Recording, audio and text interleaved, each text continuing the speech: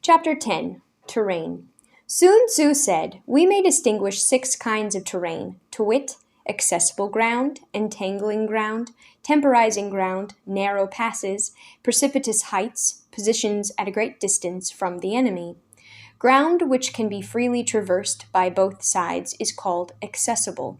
With regard to ground of this nature, be before the enemy in occupying the raised and sunny spots, and carefully guard your line of supplies. Then you will be able to fight with advantage. Ground which can be abandoned but is hard to reoccupy is called entangling. From a position of this sort, if the enemy is unprepared, you may sally forth and defeat him. But if the enemy is prepared for your coming, and you fail to defeat him, then, return being impossible, disaster will ensue. When the position is such that neither side will gain by making the first move, it is called temporizing ground.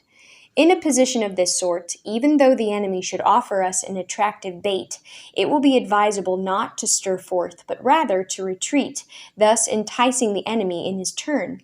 Then, when part of his army has come out, we may deliver our attack with advantage. With regard to narrow passes, if you can occupy them first, let them be strongly garrisoned and await the advent of the enemy. Should the enemy forestall you in occupying a pass, do not go after him if the pass is fully garrisoned, but only if it is weakly garrisoned.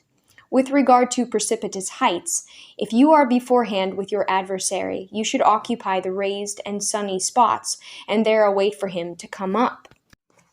If the enemy has occupied them before you, do not follow him, but retreat and try to entice him away.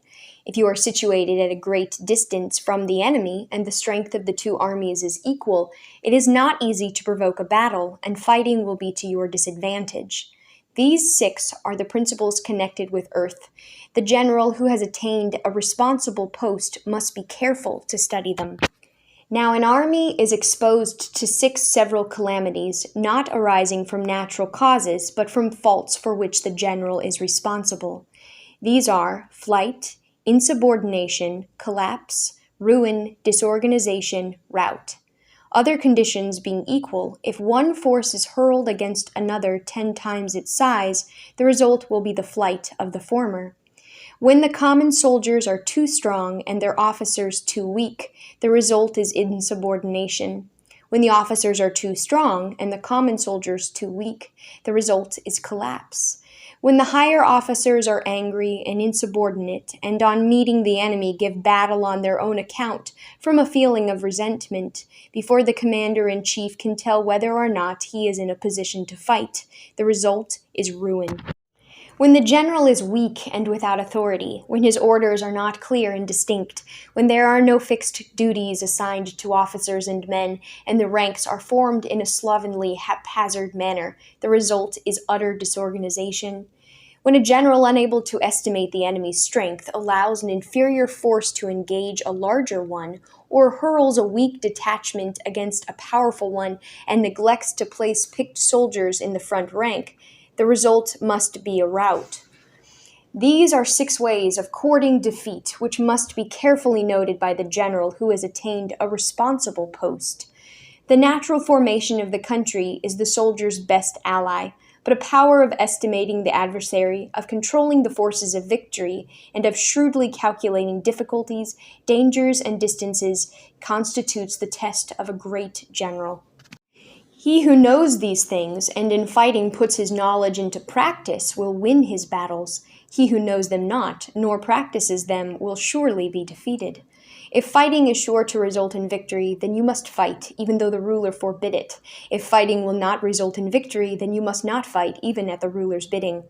The general who advances without coveting fame and retreats without fearing disgrace, whose only thought is to protect his country and do good service for his sovereign, is the jewel of the kingdom. Regard your soldiers as your children, and they will follow you into the deepest valleys. Look on them as your own beloved sons, and they will stand by you even unto death. If, however, you are indulgent, but unable to make your authority felt, kind-hearted, but unable to enforce your commands, and incapable, moreover, of quelling disorder, then your soldiers must be likened to spoilt children. They are useless for any practical purpose. If we know that our own men are in a condition to attack, but are unaware that the enemy is not open to attack, we have gone only halfway towards victory. If we know that the enemy is open to attack, but are unaware that our own men are not in a condition to attack, we have gone only halfway towards victory. If we know that the enemy is open to attack, and also know that our men are in a condition to attack, but are unaware that the nature of the ground makes fighting impracticable, we have still gone only halfway towards victory. Hence, the experienced soldier, once in motion, is never bewildered. Once he has broken camp, he is never at a loss. Hence the saying, if you know the enemy and know yourself, your victory will not stand in doubt. If you know heaven and know earth, you may make your victory complete.